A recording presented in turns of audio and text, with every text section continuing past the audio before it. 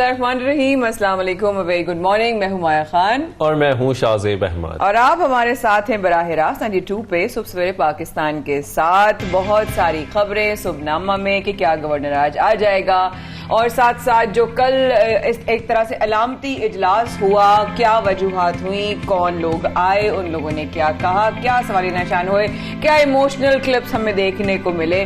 और हम इमोशनल हम भी जाते हैं इमोशनल, जाहिर है हमारे भी भाई वगैरह सब लोग हैं, लेकिन देन अगेन हम इमोशनल हो रहे पाकिस्तान की फ्यूचर को लेकर। सो सुबह क्या आगाज करते हैं शाहजेब? बिल्कुल, पाकिस्तान के सियासी मुस्तकबिल को लेकर हम जैसे कि माया कह रही है इमोशनल हो सकते हैं, क्योंकि जिस तरीके से हम एक सियासी और आईनी बहरान अपने मुल्क में देख रहे हैं और अब तो एक सियासी बहरान पंजाब में भी शुरू हो चुका है, तो ये वाकई क्रिटिकल सिचुएशन बन गई है पाकिस्तान की सियासत की। और पंजाब असेंबली के अलामती इजलास में हमने देखा कि हमजा शहबाज साहब जो हैं वो वजीर आला मुंतखब हो गए हैं, लेकिन इस अलामती इजलास की कानूनी हैसियत क्या है ये हम आगे चलकर कोशिश करेंगे कि जान सकें। और पंजाब असेंबली के दरवाजे बंद हुए तो हमने देखा कि अपोजिशन ने एक निजी होटल में अलामती इजलास बुलाया, जिसमें तमाम अरकान ने वहां पर जो है शिरकत की। काफी लोग वहां मौजूद थे। और साथ साथ अगर हम थोड़ी डिटेल में अगर उसके बारे में जाएं तो तरीन ग्रुप के जो ऑब्वियसली उनके बिहाफ पर उन्होंने बात की और उनके तकरीबन 7-8 अफराद थे और ये भी बात हुई कि जी क्या तरीन साहब आने वाले हैं, तो उनको उनकी सेहत को बेहतर कहते हुए उन्होंने कहा डॉक्टर ने उनको सफर करने की इजाजत दे दी। उन्होंने कहा एक हफ्ते के अंदर जो है तरीन साहब विल बी हियर।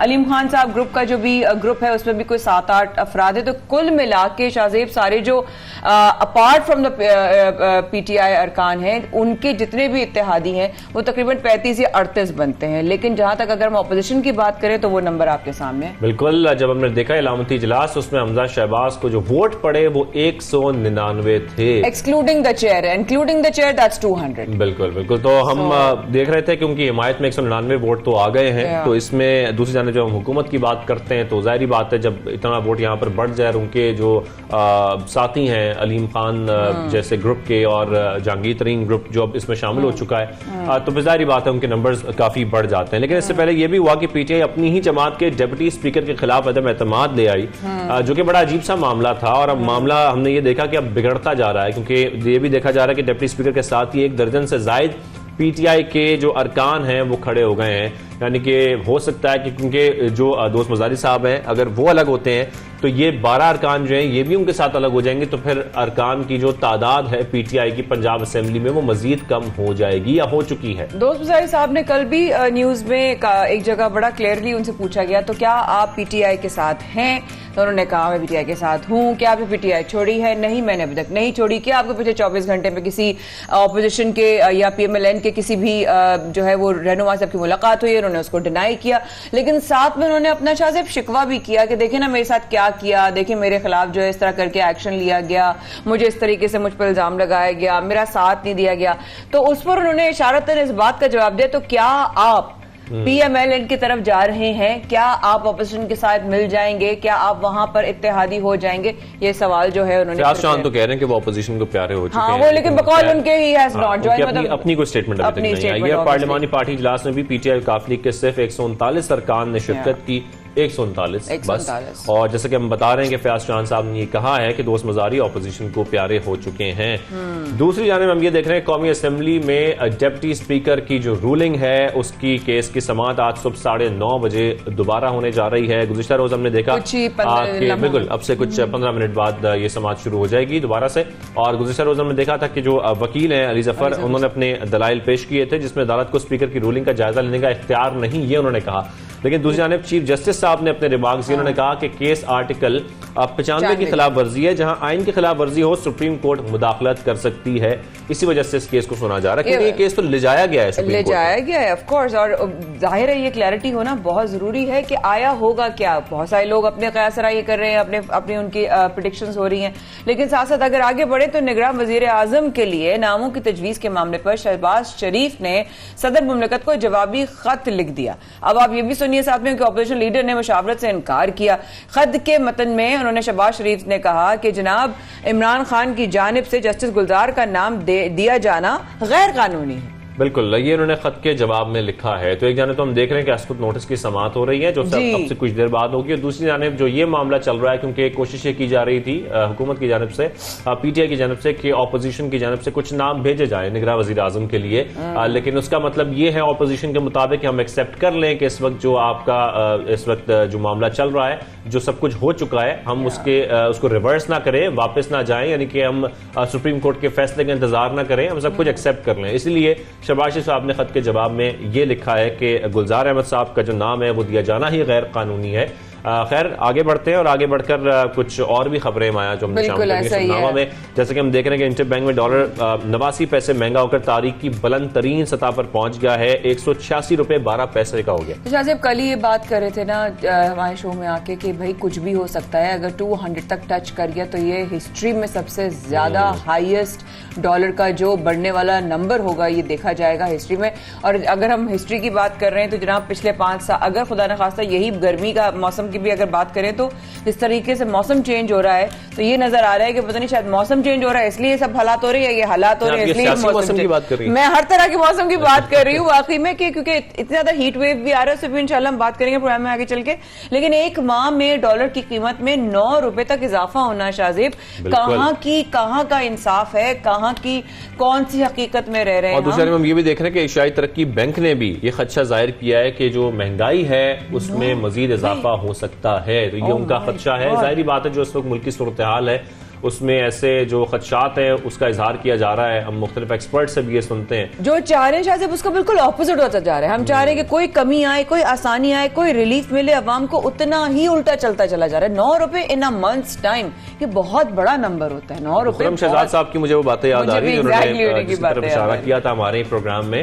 تو جس طریقے سے ہم دیکھ رہے ہیں کہ اب پروگرام میں آگے چل کر اس پہ تفصیلی بات کریں گے اور دیکھنے کی کوشش کریں گے کہ معاملہ اس سال کس طرف جائے گا اور مہنگائی میں مزید اضافہ ہوگا, ملک کی جو اکنامکل صورتحال ہے وہ کیسی رہے گی. جب رمضان آتا ہے نا تو بہت ساری چیزوں کی طرف آپ کا دھیان جاتا ہے جو عموماً آپ کا نہیں جا رہا ہوتا. وہ ہوتا ہے اچھے کام کرنے کا, اچھی بات کرنے کا, اچھی عبادت کرنے کا, اچھا عمل کرنے کا, اچھا سوچنے کا, برے سے رکنے کا, برائی کی طرف جانے سے آپ کے قدم جو ہیں وہ رک جائیں, آپ کے راستے بہتری کی طرف بدل جائیں.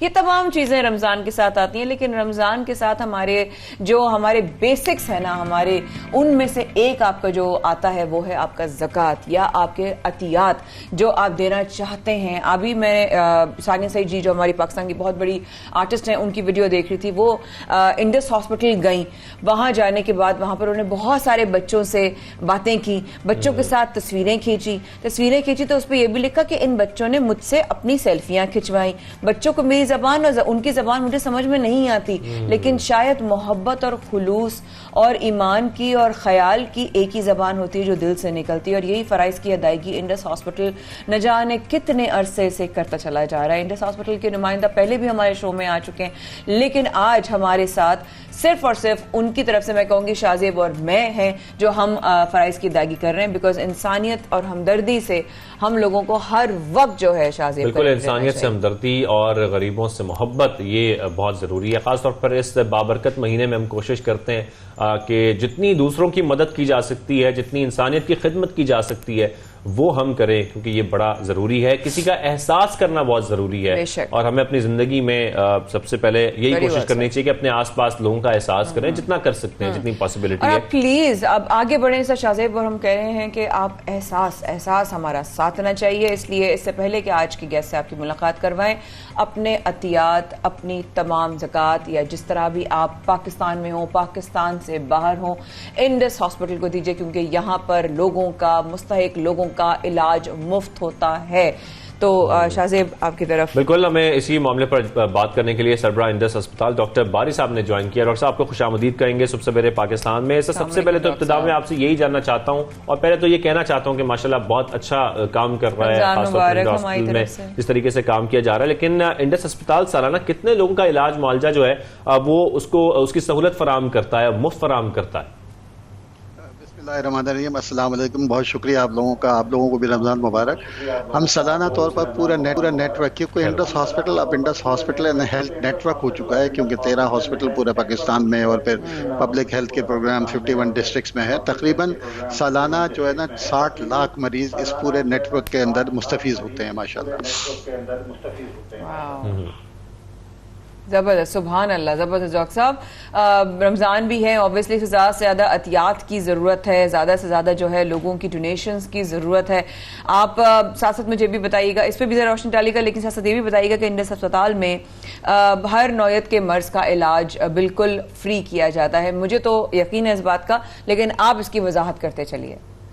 دیکھیں بھائی, ہمارا جو انڈس ہاسپٹل جو شروع ہوا تھا اس کا جو موٹو تھا quality care free of cost. ٹھیک ہے, معیاری علاج بالکل مفت اس حد تک کہ یہاں کوئی کیش کاؤنٹر ہی نہیں ہے. مطلب کوئی جو پرچی ہوتی تھی 10 روپے کی پرچی بنے 15 روپے کی, وہ بھی نہیں ہے. جو مریض فرسٹ کم فرسٹ سب آتا ہے, ہر قسم کا علاج, چاہے وہ 1000 روپے سے ہو, چاہے 10 لاکھ ہو, چاہے 50 لاکھ ہو, چاہے کروڑ ہو, وہ پورا مفت علاج ہوتا ہے. اس میں کوئی طریقہ کار ہی نہیں ہے. ڈاکٹر صاحب وہ جو لمبے چوڑے چکر ہوتے ہیں کہ کوئی مریض اسپتال جاتا ہے تو اس کو ڈاکومنٹیشن پوری کرنی ہے, فل کرنا ہے, پرچیاں بھرنی ہے, اپنے ڈاکومنٹ جمع کرانے ہیں, بل جمع کرانے, وہ کچھ نہیں کرنا. اس نے جانا ہے اپنے مرض کے حوالے سے جو ہے وہ چیک اپ ہوگا اور فری علاج ہوگا. بالکل, بس صرف ہمارے یہاں ایک یہ ہے کہ ہم ایک اسسمنٹ ضرور کرتے ہیں, کیونکہ لوگوں کی زکوٰۃ جو ہے نا فرض ہے, اور وہ ہماری رسپانسبلٹی ہے کہ وہ اس کو مستحق کے پاس پہنچے. صرف ہم ایک سوال ضرور پوچھتے ہیں کہ آپ مستحق زکوٰۃ کے مستحق ہیں یا نہیں, کیونکہ یہ میری شرعی رسپانسبلٹی ہے, کیونکہ میں امین ہوں جن لوگوں سے زکوٰۃ ہم نے لی ہوئی ہے, تاکہ صحیح جگہ پہ اس کو استعمال ہو. باقی کوئی کاغذ نہیں چاہیے ہوتا. ویسے بھی ہم پیپر لیس ہاسپٹل ہیں, ٹوٹلی پیپر لیس ہاسپٹل ہے, تو ہمارا تو کاغذ کا کوئی وجود ہی نہیں ہے ہمارے یہاں.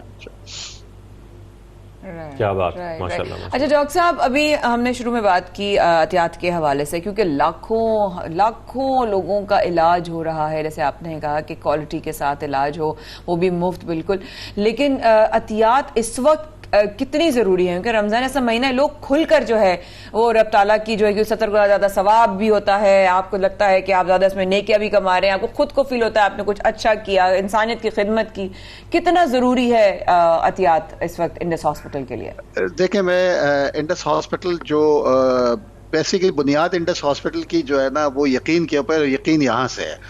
کیونکہ ہم سمجھتے ہیں کہ جتنا بھی بجٹ بڑھتا رہے گا, کیونکہ 15 سال ہو چکے ہیں, وہ پورے ہونے والے ہیں, تو ہر سال یہ بجٹ بڑھتا رہا ہے اور اللہ تعالیٰ اس کا انتظام کر دیتا ہے. مجھے پتا ہے کہ آج ہمارا پورے نیٹ ورک کا بجٹ 34 ارب روپے ہے. 34 ارب روپے بہت ہوتے ہیں, لیکن الحمدللہ یہاں کے لوگ اس کے اپنے احتیاط دل کھول کر دیتے ہیں, اور جو مریضوں کی دعائیں لگتی ہیں جو کہ اللہ تعالیٰ کے پاس ڈائریکٹ پہنچتی ہیں ان انٹرپٹڈ, تو لوگ دے رہے ہوتے ہیں. اور میں باہر جب جاتا ہوں, باہر جو ہم registered charity UK US Australia اور کینیڈا اور UAE میں بھی ہیں, تو میں ان کو وہاں سے جا کے ضرور کہتا ہوں کہ جی پاکستانیوں, جو آپ پاکستان سے ہمیشہ بری خبریں ملتی ہیں آپ کو, کرپشن ہے, یہ ہے, وہ ہے, اور روڈ نہیں بنے ہوئے, پانی وہ ہو رہا ہے, سیوریج نہیں ہے. لیکن میں ایک اچھی خبر لے کے آیا ہوں کہ ہمارا جو ٹوٹل سالانہ بجٹ ہے نا, اس کا 90% پاکستان سے ریز ہوتا ہے الحمدللہ. تو میں یہ بھی کہتا ہوں, اور ساتھ میں ڈاکٹر صاحب میں آپ سے یہ بتانا چاہوں گا, اگر کوئی فیملی, ٹھیک ہے, اگر کوئی فیملی یا کوئی بھی شخص اپنی زکوٰۃ دینا چاہتا ہے انڈس ہاسپٹل کو, تو اس کا طریقہ کار کیا ہے؟ ان کو کیا کرنا ہوگا؟ کیا کوئی ویب سائٹ ہے یا کوئی فون کے ذریعے رابطہ کیا جا سکتا ہے؟ جی بہت آسان ہے, مختلف طریقے ہیں. کوئی خود لوگ آ کے بھی جمع کرا سکتے ہیں. ہمارا ایک نمبر ہے, UN نمبر ہے 111111880. آپ وہاں پر فون کریں گے تو ہم گھر سے بھی پک کرا لیتے ہیں. ہماری ویب سائٹ ہے indushospital.org.pk, اس پہ چلے جائیں, اس میں سارے طریقے بتائے ہیں کس طریقے سے جا کے آپ دے سکتے ہیں. ڈائریکٹ ڈیبٹ بھی کر سکتے ہیں, بینک اکاؤنٹ کی ڈیٹیل ساری موجود ہیں. تو جو سہولت ہم دے سکتے ہیں ڈونر کو, وہ ہم دیتے ہیں. بہت آسان ہے, کوئی اس میں مشکلات نہیں ہے, اور ہم ہر طریقے سے فیسیلیٹیٹ کرتے ہیں اس کو. جی بالکل ٹھیک ہے. اچھا ڈاکٹر صاحب, آپ نے نمبر بتایا 111111880, کیا یہ صحیح ہے؟ جی بالکل صحیح, اور ہر شہر والے اس کا پہلے وہ لگا دیں. جیسے لاہور سے کرنا ہے تو 042021051. بالکل ٹھیک. اچھا ڈاکٹر صاحب, میں ایک سوال کرنا چاہ رہی تھی جو کہ ذرا سا ادھر ٹاپک سے ہٹ کے بھی ہے, لیکن ایک طرح سے ریلیونٹ بھی ہے. لاہور میں انڈس ہاسپٹل کا obviously جب آپ لاسٹ ٹائم آپ کی طرف سے جب لوگ آئے تھے, تو لاہور کی صورتحال کیا ہے؟ وہاں پر اب تک کہاں تک پہنچا؟ وہاں پر کتنی ڈونیشنز کی ضرورت ہے؟ اگر لاہور کے لوگ لاہور میں دینا چاہتے ہیں تو کیا وہ وہاں پر جا کر دے سکتے ہیں رمضان میں؟ اس وقت obviously कराची का भी मैं पूछूंगी, लेकिन जरा आप दोनों तरफ की जरा क्लैरिटी दीजिएगा। Thank you. बिल्कुल जी। लाहौर में अल्हम्दुलिल्लाह जुबली टाउन में 600 बेड का हॉस्पिटल की बिल्डिंग तैयार हो चुकी है, फिनिशिंग हो रही है। 100 बेड हमने ऑपरेशनल कर दिए हैं। इंशाल्लाह अगले साल जो है ना, ये हम इंशाल्लाह इसको 300 बेड पे ले जाएंगे और 2025 में ये 600 बेड मुकम्मल हो जाएंगे इंशाल्लाह। अब मरीज आना शुरू हो गया। इससे पहले हमने ज़कात नहीं मांगी थी लाहौर में, क्योंकि बिल्डिंग में ज़कात नहीं लगती। अब मरीज आना शुरू हो गए हैं। 70% से ज़्यादा मरीज मुस्तहिक़ ज़कात होते हैं। तो यही तरीक़ाकार है, वेबसाइट में भी है, वहाँ जाके भी दे सकते हैं और ख़ुद जाकर देखें। आपको खुशगवार हैरत होगी कि इतना खूबसूरत हॉस्पिटल आपको लाहौर में नहीं मिलेगा। अच्छा डॉक्टर साहब, साथ में ये बताएगा रोजाना की बुनियाद पर कितने पेशेंट्स आते हैं और मैं असल में ये जानना चाह रहा हूँ कि रोजाना की बुनियाद पर कितने पेशेंट्स का, वॉक इन पेशेंट्स हो या दीगर हो, उनका इलाज किस हद तक बढ़ चुका है, कितने ज्यादा पेशेंट्स आते हैं, उनके नंबर है पेशेंट्स का वो कितना है इस वक्त? जी देखें, अभी कराची का जो हॉस्पिटल है उसमें तो तकरीबन समझें कि आप रोज़ाना की बुनियाद पर इमरजेंसी और ओपीडी मिलाकर तकरीबन समझे कि 3-3.5 हज़ार मरीज रोज़ आते हैं। अभी लाहौर शुरू हुआ है, लाहौर में भी 500 हो चुके हैं। और क्योंकि अभी लोगों को इतना पता नहीं है, लेकिन ये कि तादाद रोज़ बढ़ती जा रही है और मेरे साथी वहाँ पर परेशान है। क्योंकि होता यह है कि जब इंडस कराची हम शुरू कर रहे थे तो शुरू में लोग बहुत कम होते थे, क्योंकि लोगों को यकीन नहीं आता कि इतना बड़ा हॉस्पिटल। लोगों को ये पहले हिचकिचाहट होती थी कि कहीं पता नहीं कितने पैसे मांग लेंगे, लेकिन जब मरीज़ आना शुरू हो जाए तो वो फिर आप वर्ड ऑफ माउथ से इतना फैलता है कि फिर आपको रश संभालना मुश्किल हो जाता है। लेकिन डॉक्टर साहब, इतने बड़ी तादाद में जब पेशेंट्स आते हैं तो उनको फैसिलिटेट करने के लिए तमाम वसाइल मौजूद हैं अस्पताल में? जी बिल्कुल तमाम मौजूद है, लेकिन यह है कि फर्स्ट कम फर्स्ट सर्व होते हैं, क्योंकि बेड की लिमिटेशन होती है। वो कहते हैं ना कि एक अनार 100 बीमार, यहाँ एक अनार 1 करोड़ बीमार है। मतलब इतनी आबादी है, सिर्फ कराची की नहीं है, अपने इलाके की नहीं है, पूरे मुल्क से आते हैं, जो है ना, इंटीरियर सिंध से, बलूचिस्तान से, पंजाब से। ये कि जो हमारा चाइल्डहुड कैंसर है वहाँ पर बच्चों को कैंसर के वार्ड में अफगानिस्तान से भी आते हैं, यूएई से भी जो एक्सपेक्ट पाकिस्तानी होती हैं जिनके इंश्योरेंस नहीं है, सऊदी अरब से भी आते हैं।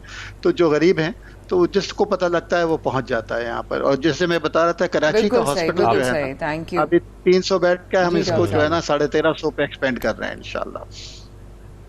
बिल्कुल डॉक्टर साहब, इस कार खैर में खुदा जो है वो आपकी मदद भी फरमाए, साथ में इसका अजर भी यकीनी तौर पर आपको जरूर मिलेगा। थैंक यू वेरी मच, आपने सुबह सवेरे पाकिस्तान में ज्वाइन किया और मेरे ख्याल में तमाम लोगों के लिए बड़ी अच्छी खबरें हैं। एग्जैक्टली, अपने अतियात और अपने सदकात जो हैं आप प्लीज, ज़कात अपनी जो भी है आप प्लीज अब इंडस हॉस्पिटल को दीजिए। नंबर 111-111-880 घर पर आकर भी ले जाते हैं। प्लीज दिल खोल कर इस कार्य खैर में आगे बढ़कर हिस्सा लीजिए। इस वक्त के बाद रहिएगा हमारे साथ। सबसे बड़े पाकिस्तान में शाज़ेब फरमाया कर रहे हैं आपका इंतजार।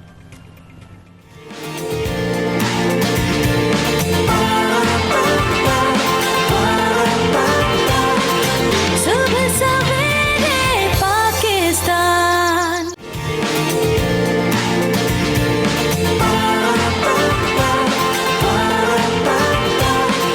सुबह सवेरे पाकिस्तान।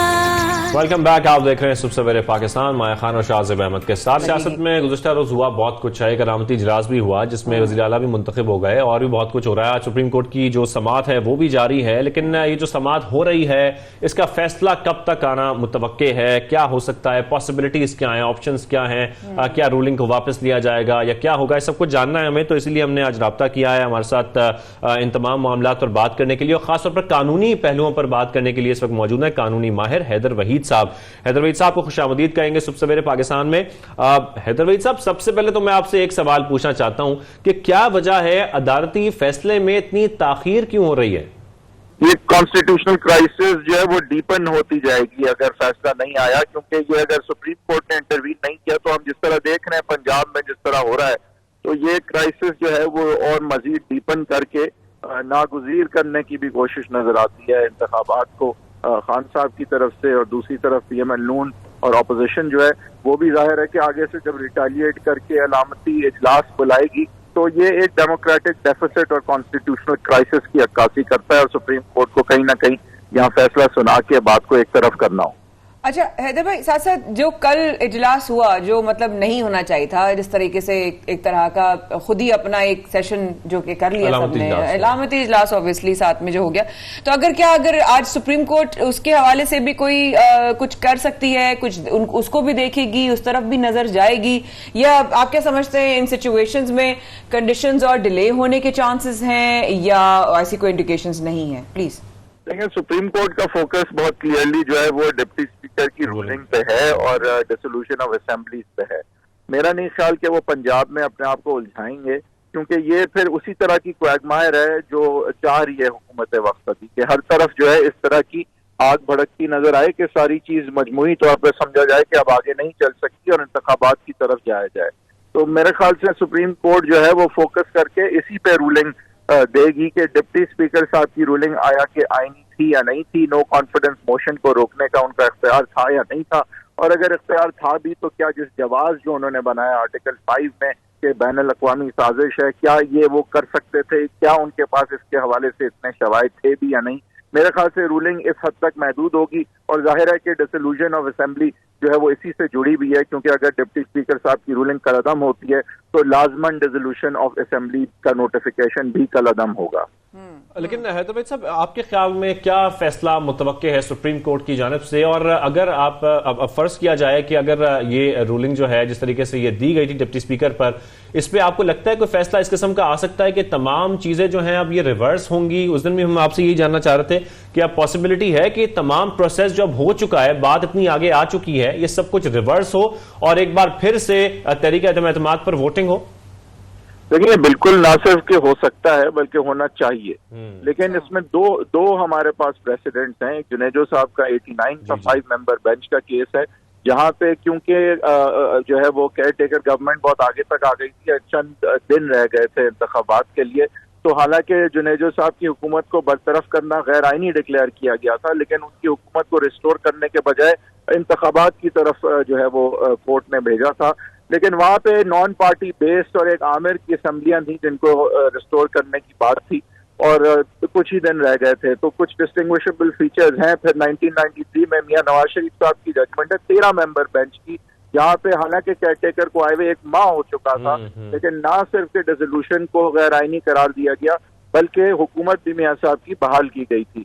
تو میرے خیال سے کہ یہ ابھی آگے تک تو بالکل بھی نہیں آئے، ابھی تو نگراں وزیر اعظم بھی نہیں منتخب ہوئے ہیں. تو میرے خیال سے تو یہ 2 کاغذوں کو سیٹیسائڈ کرنے کی کہانی ہے اس وقت. ایک ڈپٹی اسپیکر صاحب کی رولنگ ہے اور دوسری صدر کی نوٹیفیکیشن ڈیسولوشن آف اسمبلی کے حوالے سے ہے. اور یہ دونوں چیزیں جو ہیں اس کے حوالے سے دلائل صرف ڈپٹی اسپیکر کی رولنگ کے ہیں کہ آیا کہ یہ رولنگ کو آرٹیکل 69 کا تحفظ حاصل ہوگا، کیا یہ اسپیکر کی رولنگ کے دائرہ کار میں تھی کہ کورٹس انٹرفیئر نہ کر سکیں، یا پھر یہ تجاوز کرتے ہوئے اپنی جورسڈکشن کو سے آگے بڑھتے ہوئے آرٹیکل 95 نو کانفیڈنس موشن کو روکنے کے حوالے سے رولنگ ہے، جو کہ زمرہ نہیں تھا کسی بھی اسپیکر کی جورسڈکشن کا.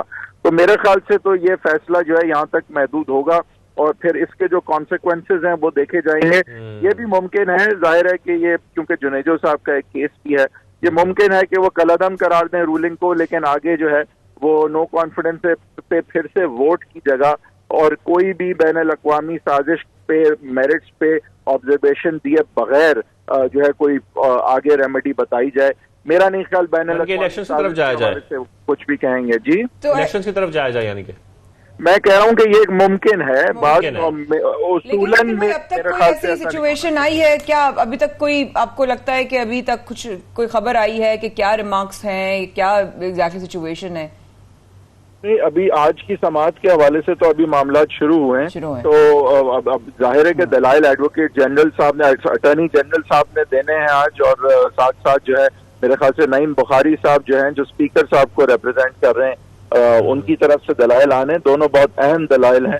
تو اس کے بعد ہی فیصلہ ہوگا. لیکن جو اس وقت بینچ کی سوچ نظر آتی ہے تو ایک بارے میں تو وہ کلیئر ہے کہ ان کا زمرہ صرف یہی ہے کہ ڈپٹی اسپیکر کی رولنگ کو آرٹیکل 69 کا تحفظ حاصل تھا، کیا سپریم کورٹ اس میں انٹرفیئر کر سکتی ہے، اور اگر انٹرفیئر کر سکتی ہے تو اس کو کیا کالعدم اس لیے بھی ڈکلیئر کرنا چاہیے کہ آرٹیکل 5 میں جو اینٹی اسٹیٹ انٹرنیشنل کنسپریسی کی بنیاد پہ غدار قرار دیتے ہوئے نو کانفیڈنس موشن کو ڈسمس کیا گیا ہے، کیا ایسے کچھ شواہد دے دی کہ ڈپٹی اسپیکر ایسی رولنگ دے سکے؟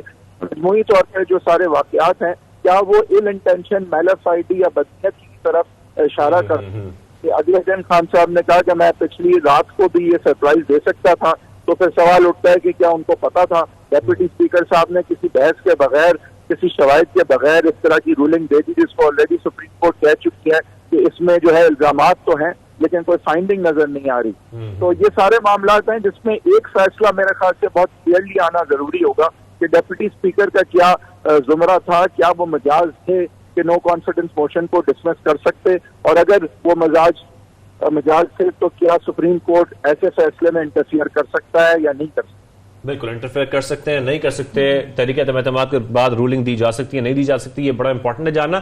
ساتھ میں حیدر وحید صاحب، جس طریقے سے ہم نے پنجاب میں دیکھا ایک علامتی اجلاس کرایا گیا، اس میں ووٹنگ بھی ہوئی، اسپیکر بھی انہوں نے خود سے وہاں پر بٹھایا گیا اور وہاں پر ایک وزیر اعلیٰ بھی منتخب ہو گیا. میں اس پورے اجلاس کی قانونی حیثیت جاننا چاہ رہا ہوں کہ کیا قانونی طور پر ایسا کیا جا سکتا ہے؟ دیکھیں، ویسے تو اجلاس اسمبلی کے باہر بھی کال کیا جا سکتا ہے، جو لوازمات ایک آفیشیل اجلاس کے ہیں وہ تو شاید یہاں موجود نہیں تھے، لیکن سوال یہ نہیں ہے کہ یہ آیا کہ آفیشیل تھا یا نہیں.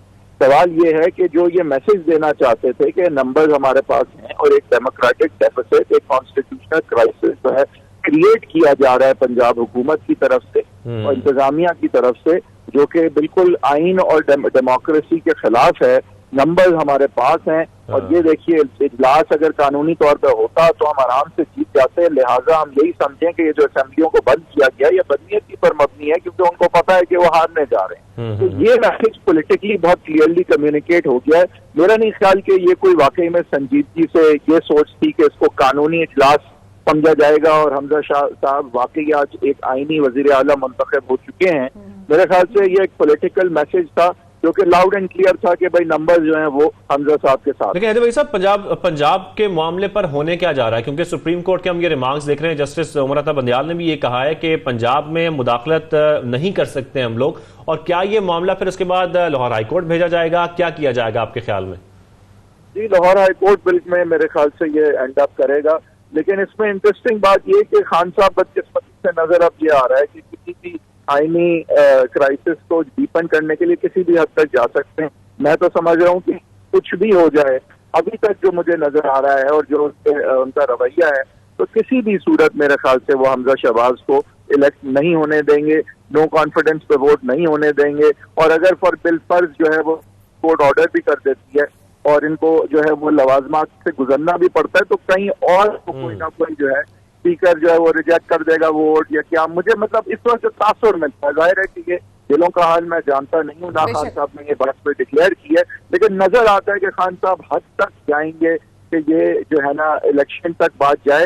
Right, thank you so much for your time. اور ہم بالکل بریک لیتے ہیں، بریک کے واپس آئیں گے. بہت سارے اور معاملات ہیں پروگرام میں ڈسکس کرنے، تو تھوڑا سا انتظار کیجیے.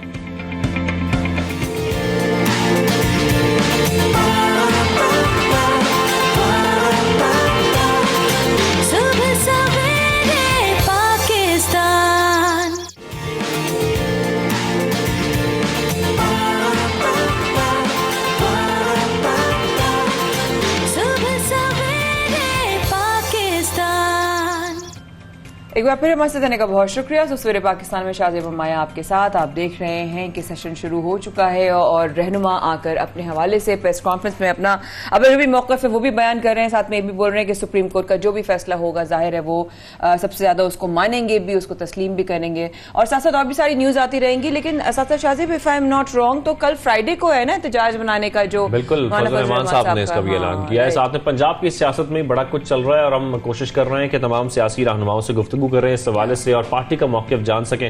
ہمیں اس وقت جوائن کیا ہے پی ٹی آئی رہنما ہیں حلیم عادل شیخ صاحب، وہ ہمیں جوائن کر چکے ہیں سب سے پہلے پاکستان میں. حلیم صاحب آپ کو خوش آمدید کہیں گے. حلیم صاحب، فضل الرحمان صاحب نے جمعے کو یوم احتجاج منانے کا اعلان کیا ہے، کیا ہوگا اس سے؟ مولانا صاحب کو حق ہے، بالکل جمعے کو منائیں. جمعے کو نماز ہوتی ہے، اس کے بعد بالکل منائیں. کس نے روکا ہے ان کو؟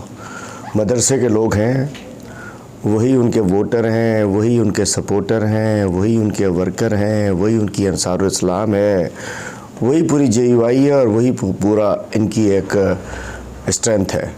تو میں کہنا چاہوں ایسا خوف کیا ہے مولانا فضل الرحمان صاحب کو. اور مولانا فضل الرحمان صاحب نے جو لینگویج استعمال کی ہے ہمارے اداروں کے خلاف, لگتا ہے کہ انہیں کچھ اندازہ ہو گیا کہ اب تو چور پکڑا گیا. جو انہوں نے سازش بنی تھی اب تو چور پکڑا گیا. اور میں کہنا چاہتا ہوں کہ مولانا صاحب جب جمعے کو باہر نکلیں تو ذرا پہلے خطبوں میں اپنے علماء کرام سے کہہ دیں جو ان کے اپنے ہیں, کہ ان کو اپنے طلباء کو بتا دیں جو باہر نکلیں گے کہ مولانا صاحب کس سازش کا حصہ تھے. اچھا حلیم صاحب, اپوزیشن نے تو نگراں وزیر اعظم کی جو اپوائنٹ ہے ان کو بھی اس پہ انہوں نے غیر آئینی قرار دے دیا ہے. ساتھ میں جو ہے شہباز شریف کے بیان جو ہے اس پر آپ کیا کہیں گے, ساتھ میں بتائیے پلیز. اپوزیشن کو تو صرف یہ تھا کہ ان کی جو شیروانیاں سلوائی ہوئی تھیں, شیروانیاں, ساڑیاں, فراکیں, ویسٹ کوٹس, وہ ضائع ہونے لگ رہی ہیں. تو ہر وہ کام, ہر وہ فیصلہ جو کہ انہیں لگتا ہے کہ شاید یہ ان کو شیروانی سے دور کرنے کے لیے کیا جا رہا ہے, اس کے خلاف ہوتے ہیں. جب اسمبلیاں ٹوٹ چکی ہیں تو نگران حکومت تو بننی ہے.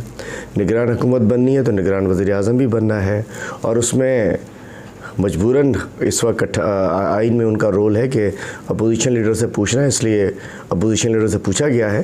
میں کہنا چاہتا ہوں کہ انہیں اپنا نامینیٹ کرنا چاہیے, اپنا نامینی دینا چاہیے. اور اب تو اسپیکر صاحب نے نام بھی مانگ لیے ہیں پارلیمانی کمیٹی کے لیے, تو فوری طور پہ انہیں اپنے 4 نام دینے چاہیے گورنمنٹ کو, اس کو اسپیکر صاحب کو, تاکہ پارلیمانی کمیٹی میں ان ناموں پہ ڈسکشن ہو جائے. اچھا حلیم صاحب, ہم وفاق کے بعد اب پنجاب میں بھی ایک سیاسی بحران دیکھ رہے ہیں. کچھ ہمیں اچھی صورتحال نظر نہیں آ رہی ہے, لیکن کیا وجہ ہے کہ PTI کو اپنے ہی ڈیپٹی اسپیکر کے خلاف تحریک عدم اعتماد پیش کرنا پڑی؟ اس کی کیا وجوہات ہیں؟ روپوں میں خرید و فروخت ہو رہی ہو, پھر بھی کچھ انسان سوچ سکتا ہے. جب ڈالر میدان میں آ چکے ہوں اور لوگ زمین بیچنے کو تیار ہوں, ڈالر کے ذریعے زمین خریدے جانے کو تیار ہوں.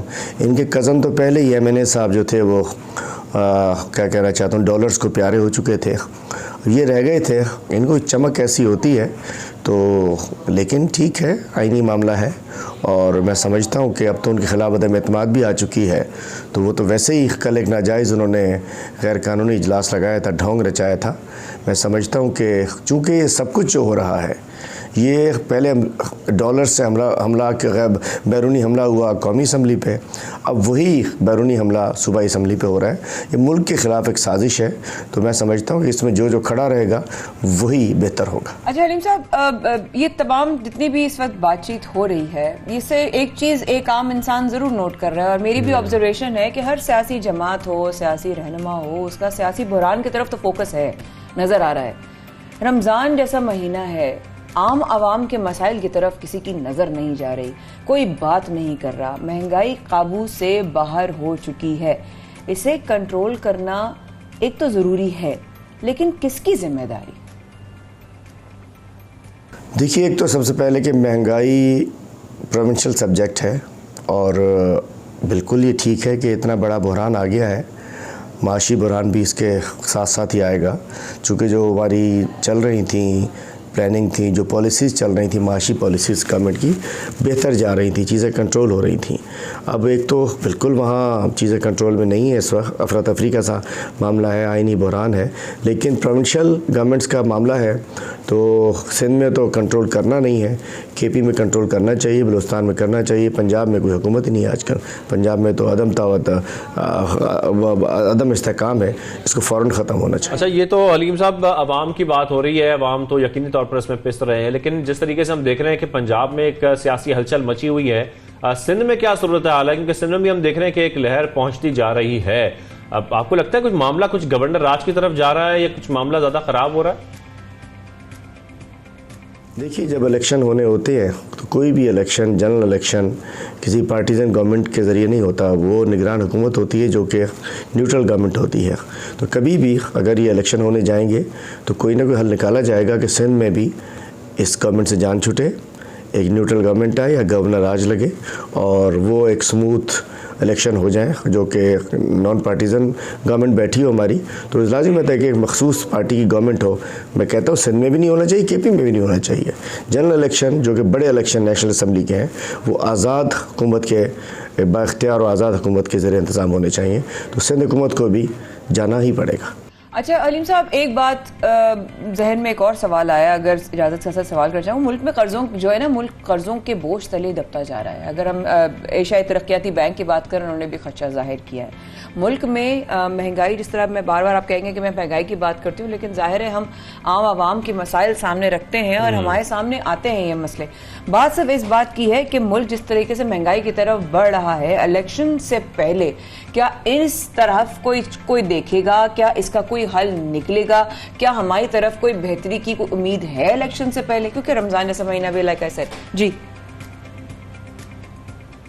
میں سمجھتا ہوں کہ انشاءاللہ نئے الیکشن کے بعد عمران خان صاحب کے دوبارہ 2/3 میجورٹی کے ساتھ وزیر اعظم بننے کے بعد، جو انشاءاللہ اللہ تعالیٰ خیریت رکھے، ملک کے حالات ٹھیک رہے، تو عمران خان کو جو صورتحال گراؤنڈ پہ بنی ہے، جو عوامی صورتحال بنی ہے، جس انداز سے بیرونی سازشوں کو، بیرونی حملوں کو، ان کے ایجنٹوں کو، ان غداروں کو عوام نے رد کیا ہے اور عمران خان کو اپنا ایک لیڈر سمجھ رہے ہیں، عمران خان کو پاکستان کی بقا کا ضامن سمجھ رہے ہیں، عمران خان کو قومی غیرت کا ضامن سمجھ رہے ہیں، تو انشاءاللہ 3 مہینے بعد نئی گورنمنٹ آئے گی اور اس میں 2/3 میجورٹی ہوگی، اپنی مرضی سے قانون سازی کر سکیں گے، تو انشاءاللہ اللہ کرے گا ان قرضوں سے، ان تمام مصیبتوں سے پاکستان میں نجات دلائیں گے.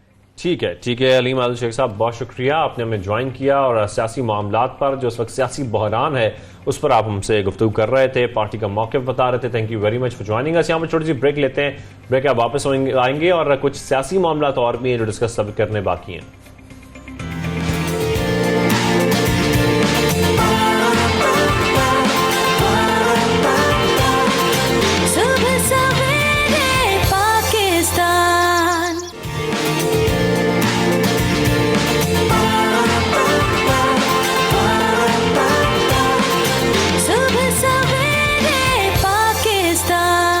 ویلکم بیک، آپ دیکھ رہے ہیں صبح سویرے پاکستان. مایا خان اور شاہزیب احمد کے ساتھ. ہر پروگرام میں ہم کوشش کرتے ہیں کہ آپ کو تمام معاملات اس وقت جو اس خطے میں چل رہے ہیں وہ دکھائیں. پاکستان کے سیاسی معاملات تو آپ نے جانے، لیکن ساتھ میں ہمارے پڑوسی ملک میں جو انتہا پسندی ہے وہ عروج پر پہنچتی جا رہی ہے، بڑھتی جا رہی ہے، خاص طور پر مسلمانوں کے خلاف. جس طریقے سے ہم دیکھ رہے ہیں کہ اب ہر مذہب کو نشانہ بنایا جا رہا ہے وہاں پر انتہا پسندوں کی جانب سے، اور ہر مذہب کی بے حرمتی کی جا رہی ہے.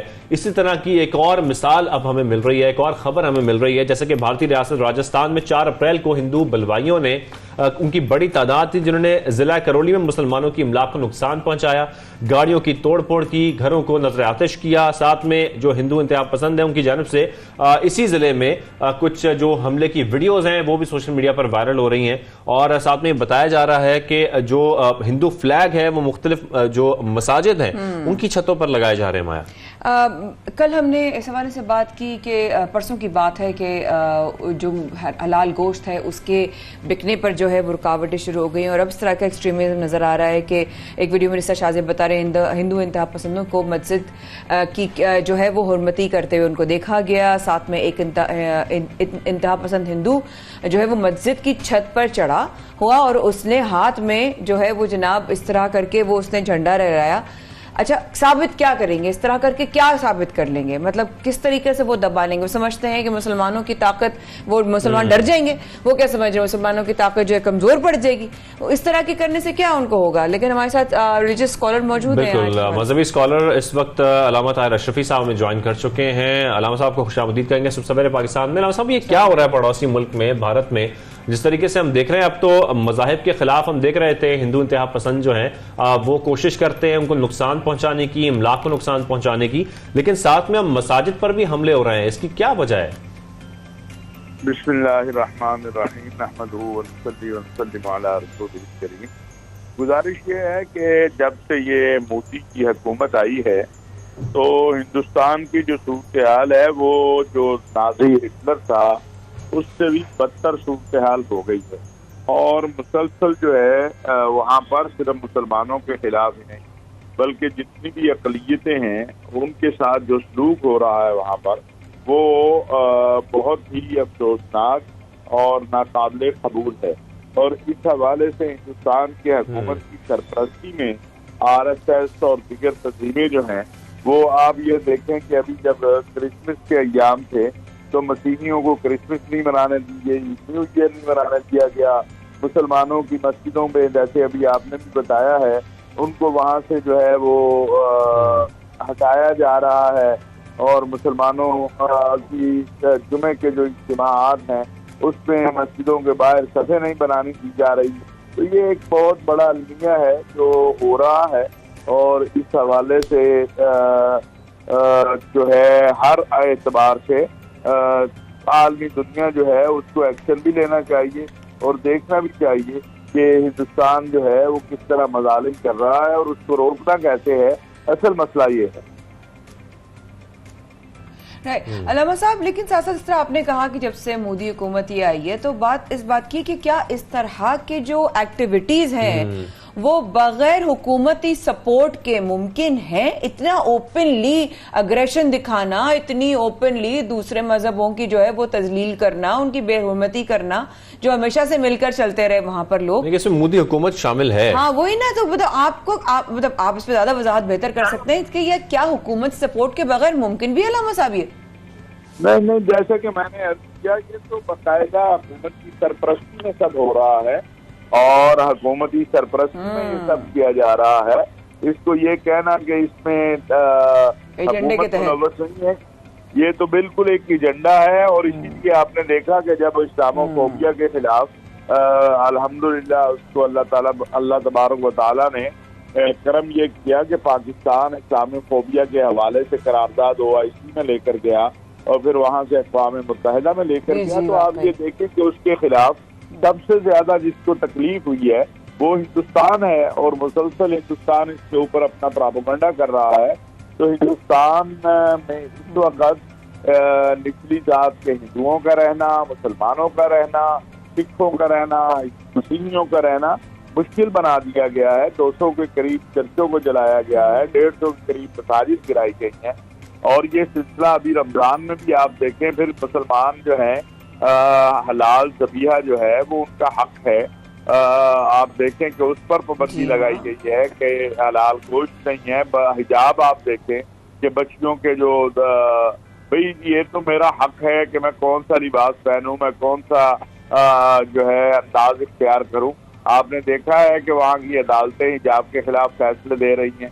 تو یہ ایک ہندوستانی جو معاشرہ ہے اس وقت, یا ہندوستان کی جو اسٹیٹ ہے ریاستی سرپرستی میں جس دہشت گردی کا اور انتہا پسندی کا ارتکاب کر رہی ہے, اس کی مثال تاریخ میں نہیں ملتی. اور اپنے آپ کو دنیا کی سب سے بڑی سیکولر ریاست کہلانے والوں نے جس انداز سے وہاں پر انسانیت کا, اور پھر مقبوضہ کشمیر کی صورتحال دیکھ لیں آپ, وہاں جو کچھ ہو رہا ہے, تو یہ تو انسانیت دشمنی کی جا رہی ہے. خالی آپ یہ نہیں کہہ سکتے کہ یہ مسلمانوں کی دشمنی ہے یا یہ انسانیت دشمنی ہے. اور وہاں پر صرف مسلمان ہی نہیں, جو دیگر مذاہب سے تعلق رکھتے ہیں لوگ وہ بھی پریشان ہیں. یہ ہندو انتہا پسند ان کو بھی تنگ کریں گے. علامہ صاحب, جس طریقے سے ہم دیکھ رہے ہیں کہ پوری دنیا کو معلوم بھی ہے اور ہر فورم پر آواز بلند بھی کی جاتی ہے, معلوم ہونے کے باوجود جو عالمی طاقتیں ہیں وہ کسی قسم کی آواز بلند نہیں کرتی, روکنے کی کوشش نہیں کرتی, اس پر کوئی ایکشن نہیں ہوتا. اسی کیا وجہ ہے؟ اس کی وجہ یہ ہے جی, ایک تو دنیا کے مفادات وابستہ ہیں. لازم بات ہے اس وقت دنیا معیشت اور تجارت اس میں ہے, اور ایک بڑی منڈی ہے ہندوستان.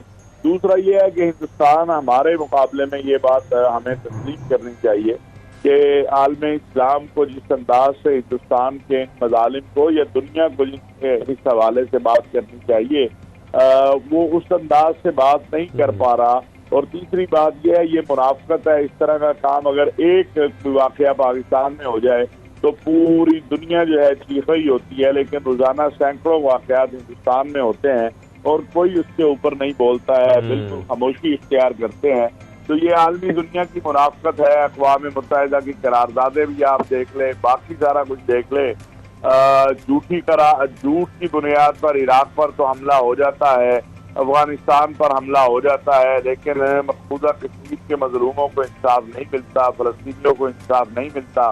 اور جو مسلمان ہیں آپ دیکھیں تراویح کو روکا جا رہا ہے اس وقت ہندوستان میں، مسجدوں کے باہر صفوں کو اٹھا دیا گیا، حتیٰ کہ چرچوں کے باہر جو ہے جو مجمع کھڑا ہوتا ہے اسے نہیں کھڑا ہونے دیا جا رہا. تو یہ اس پر تو سارے آواز جو امن پسند ہیں دنیا کے انسان انہیں آواز بلندی کرنی چاہیے.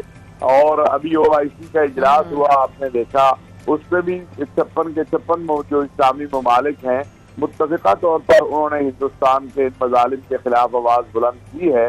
لیکن میں سمجھتا ہوں اس پر مزید عملی طور پر محنت کی ضرورت ہے اور اس کی طرف ہمیں جانا چاہیے. بالکل، پاکستان نے بڑی کامیابی سے OIC میں افغانستان کے معاملے پر بھی، اسلاموفوبیا پر بھی اور یہ ہندو انتہا پسندی پر بھی بات کی. بہت شکریہ علامہ صاحب. علامہ اشرفی صاحب ہمارے ساتھ موجود تھے اور اس معاملے پر خاص طور پر جو بھارت میں ہو رہا ہے اس پر بات چیت کر رہے ہیں. صحیح نشاندہی کی کہ یہ انسانیت سے گری ہوئی حرکات ہیں اور کچھ بھی نہیں جس پہ مودی سرکار جو ہے وہ لگی ہوئی ہے. خیر، صفحے کے بعد رہے گا ہمارے ساتھ اسرے پاکستان میں. اب پروگرام میں ابھی اور بہت کچھ باقی ہے، ہم کر رہے ہیں آپ کا انتظار. پلیز ڈو اسٹے ود اس.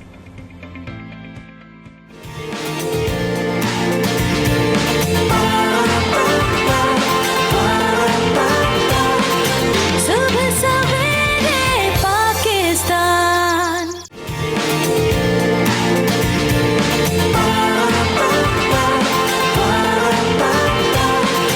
सुबह सवेरे पाकिस्तान. اور اب ہم اپنے اگلے سیگمنٹ کی طرف چلتے ہیں. ہم روز آپ کی ایک بہت ہی مختلف آواز سے آپ کی ملاقات کراتے ہیں، یا تو وہ حمد خوانی میں ہوتے ہیں یا ثنا خوانی میں، اور اپنا جو ہے وہ نام بنانے کی کوشش کر رہے ہوتے ہیں. اور آج آپ کی جن سے ملاقات کروائیں گے ان کا نام امیمہ شہزاد ہے. ان کے بارے میں رمضان کے ساتھ ساتھ جس طرح اوبیسلی مصروفیات ثنا خواہوں کی بڑھ جاتی ہے، لیکن ساتھ میں اس وقت ہمارے پروگرام کے لیے جو ہے وہ وقت نکال کر سب آتے ہیں صبح میں روزے کے ٹائم میں. ہم ان کی بے حد شکر گزار ہیں. آپ کی ملاقات کرواتے ہیں امیمہ شہزاد سے. السلام علیکم امیمہ.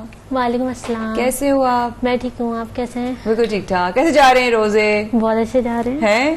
ابھی تو پتہ چلا ہے گرمی بڑھ رہی ہے، کیسے کرو گے پھر؟ تو اب تو رمضان میں تو کافی مصروفیات ہو جاتی ہیں. بس ہر رمضان جانا ہوتا ہے، اس رمضان بھی جانا ہے ہر جگہ.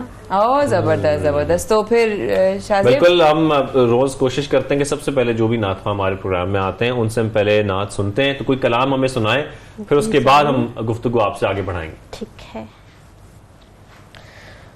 میری جانب بھی ہو ایک نگاہ کرم، اے شفیع الورا خاتم الانبیاء، آپ نور ازل، آپ شمع حرم، آپ شمس دوحا خاتم الانبیاء، آپ شمس دوحا خاتم. میری جانب بھی ہو ایک نگاہ کرم، اے رسول خدا خاتم الانبیاء. پتہ ہے سب سے پہلے کس نے پڑھی تھی یہ؟ ام حبیبہ. ام حبیبہ جی نے پڑھی تھی. اور لیجنڈ ہماری ملک کا بہت بہت ہی بڑا نام، سب تو پاکستان سے باہر قیام ہے ان کا. اور وہ آتی رہی، ان سے ملاقات ہوئی تھی جب میں ایئر وائی کی ٹرانسمیشن کر رہی تھی، تو اس وقت زمانے میں وہ آتی تھیں پاکستان. اینڈ شی وڈ، ان کی ساری پرانی جو اتنی بھی پڑھی ہوئی نعتیں تھی نا، تو وہ ہم ان سے وہی سنتے رہتے تھے کہ آج ہمیں یہ سنا دیں، آج ہمیں یہ سنا دیں. تو آپ کی یاد سنتے ہوئے ان کی یاد سی آ گئی. آپ کس کی پرسنل خود فین ہیں یہ بتائیے. میں فین ہی ام حبیبہ کی ہوں، اس لیے ان کی نعتیں زیادہ سنتی ہوں اور پڑھتی بھی ہوں. اچھا، تو ان کی سب سے زیادہ فین ہے. اس کے علاوہ کس کس کی نعتوں کا انداز اور آواز آپ کو بہت پسند ہے؟ اور بہت سی نعت خواہ ہیں، ان کا انداز پسند ہے، پر میں پڑھتی زیادہ ام حبیبہ کو ہوں، تو بہت کم. کس سے تربیت حاصل کر رہی ہیں یا کی ہے، یا کس کو دیکھ کے آپ کو شوق پیدا ہوا، یا کس سے تربیت حاصل کر رہی ہیں؟ میرے مطلب جیسے خاندان میں جو سب نعتیں پڑھتے ہیں تو مجھے شوق ہوا تھا اسی سے. اور میں جب پریپ میں تھی तब से जो कॉम्पिटिशन्स होते हैं उसमें हिस्सा लेती थी स्कूल में, तो उसी से शौक पैदा हुआ था। अरे वाह, तो आजकल आप क्या पढ़ भी रही हैं? आजकल क्या कर रही हैं? आप पढ़ भी रही हूँ, कॉम्पिटिशन्स में भी हिस्सा लिया हुआ है। अच्छा, और क्या फिर पढ़ रही हैं? मैं मैट्रिक में हूँ। अच्छा, मैट्रिक में है। आप भाई इतनी छोटी सी है और इतनी ज्यादा अच्छी आवाज है, तो आगे क्या करने का इरादा है, क्या बनने का? आगे है ना, मुझे पायलट बनना है। पायलट बनना है? ये शाहजेब भाई का भी प्लान था, उनको बड़ा शौक है जहाज के बारे में इतनी इन्फॉर्मेशन होती है, मैं तो शाहजेब भाई से सीख रही होती हूँ, लेकिन आपने पायलट बनना है, तो कमर्शियल पायलट बनना है या फोर्सेस में जाना है? फोर्सेस में जाना है। अच्छा, यानी कि हम जब वो 23 मार्च की परेड होगी, हम इनको भी मार्च करते हुए उमैमा को भी देखेंगे कभी, है उमैमा। एक और सुबह सुबह का टाइम है, रमजान के दिन है, और जाहिर है आसमान से रहमतें और बरकतें जो है वो नाजिल हो रही हैं, तो क्या ख्याल है एक और कलाम सुन लिया जाए? जरूर। जज़ाकल्लाह। खुला है सभी के लिए बाब रहमत, वहाँ कोई रुतबे मैदना ना तड़प जाना। वो हाथ खाली, अल्लाह अल्लाह, वो हाथ खाली, खुला है सभी के लिए बाब रहमत, वहाँ कोई रुतबे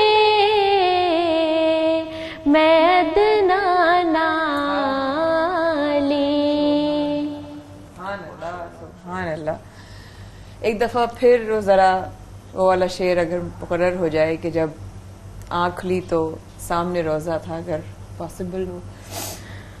खुला है सभी के लिए बाब रहमत, वहाँ कोई रुतबे मैदना नाली, मुरादों से दामन नहीं कोई खाली, कतारे